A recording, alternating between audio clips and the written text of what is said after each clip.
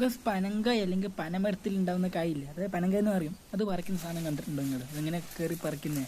ഞാൻ വീട്ടിലിങ്ങനെ ഇരിക്കുമ്പോൾ ചേട്ടൻ പറിക്കാൻ വന്നു അപ്പുറത്തെ വീട്ടിലേക്ക്. അപ്പോൾ അത് കാണാൻ വേണ്ടി പോയതാണ്. പിന്നെ പൊതുവായിട്ട് അവർ ഇന്ന് പറിക്കാൻ മെഷീനൊക്കെ ആയിട്ടാണ് വന്നത്. ഇതാണ് ഈ സാധനത്തിൻ്റെ പേരല്ല, ഈ സാധനം ഇതുണ്ടോ, ഈ ചെറിയൊരു തെങ്ങിലേക്ക് കയറുന്നില്ല, അതിൻ്റെ വേറെ വെറൈറ്റി ഒരു സാധനം.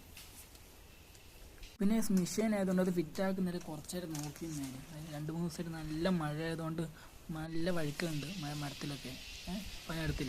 അവർ കുറച്ച് നേരം നോക്കിയിരുന്നു, കയറാൻ പറ്റുന്നില്ലൊക്കെ പറയുന്നത്. അപ്പം ഞാൻ എന്താക്കി, ഒന്ന് പുറത്ത് പോയിട്ട് വിചാരിച്ചായിരുന്നു. പിന്നെ ഇന്നലെ തൊട്ട് മഴയില്ലായിരുന്നു. അപ്പോൾ